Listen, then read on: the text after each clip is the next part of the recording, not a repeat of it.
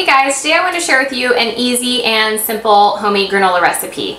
I like to make this, and you can mix up the different ingredients that you use in it, but I like to make it this way because you can kind of control how sweet you want it. If you want to use just your oats and nuts instead of using any kind of fruits or any extra seasonings, you can kind of control how you do it.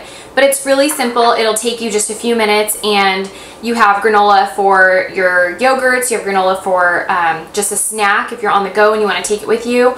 You can top it on top of salads. It's really versatile what you can do with granola, but it's really simple, and I want to share with you guys how to do that. So the first thing I did was preheat the oven to 300 degrees, and then you're going to want a flat cookie sheet. I just lined it with parchment paper, and then you're going to need one large mixing bowl.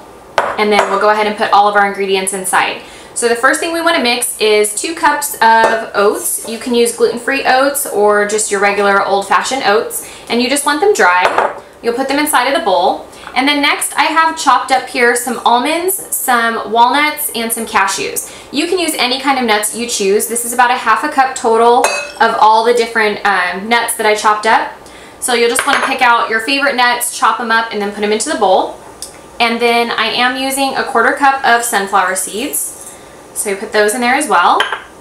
And then in here, I mixed up 1 tablespoon of chia seeds and 1 tablespoon of unsweetened coconut. If you're not a fan of coconut, you don't have to put it in, but I have those two just mixed together, and then we'll put that inside.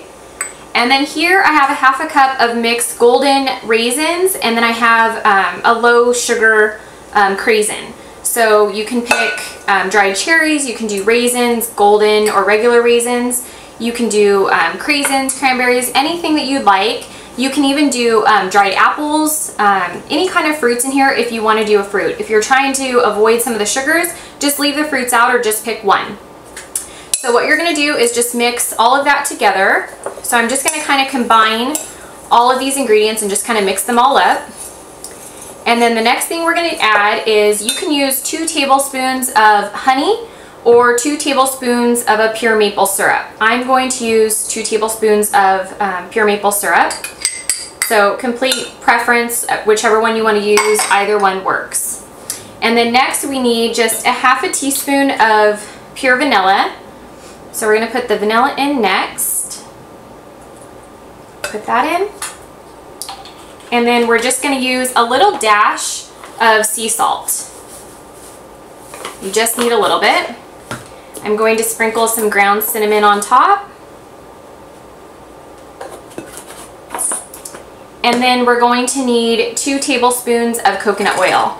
This is the Aunt Patty's Organic Extra Virgin Coconut Oil Unrefined Cold Pressed. I switch off between my coconut oil. I have quite a few of them, but you just need 2 tablespoons. And mine is in a liquid state because it is warm out. If it is 75 degrees and above, it will be liquidy. If it's a solid, it's fine because once you get in there and mix it up with your hands, it's going to melt down. And then once we place it in the oven, it's going to melt, obviously. But as we're kind of like mixing it up, it does kind of melt. So what we're going to do is just kind of combine all of this together and mix it around. Make sure everything is all coated really well with the coconut oil and the vanilla. And then I mix this all up. It is not completely coated, so I'm just going to go ahead and add 1 tablespoon of honey. Just kind of as you mix it, just kind of keep an eye on it and see if it is completely coated. You do want all of the oats to be not wet, but you want them pretty moistened from all your ingredients. So if you need to add a little bit more of the maple syrup or a little bit more of honey, go ahead and do that. And then just keep mixing this all up until it's completely coated, and then we're going to go ahead and put it on our baking pan. Okay, so everything is completely coated. I don't know if you guys can see that, but we have all of our dried fruit, the coconut, the chia seeds, the coconut oil, cinnamon. Everything is all mixed up, so now we're going to lay it out on our baking dish. Okay, so you just want to lay this out onto the baking dish, and we're just going to spread it out evenly. So we're just spreading out our granola, and I'm just taking a silicone spatula and I'm just kind of like pressing it and spreading it. And it's all, I'm trying to get it like some areas so it's like even because there's like little lumps and bumps in it. But I'm just trying to get it all together. This would be really good in the fall and the winter if you did it with a pumpkin pie spice, or you did it with like some dried apples. That would be really tasty. And then put that on top of like some yogurt or Greek yogurt. It would be really good. So we have everything all together, and then I'm going to go ahead and put it in the oven at 300 degrees. And I'm going to keep an eye on it. I usually bake it for about 10-15 minutes. I don't want it to burn, so I'm going to keep checking it, and then I'll let you guys know my exact time. Okay, the granola is all done. I let it cool for about 10 minutes before I put it into my mason jar.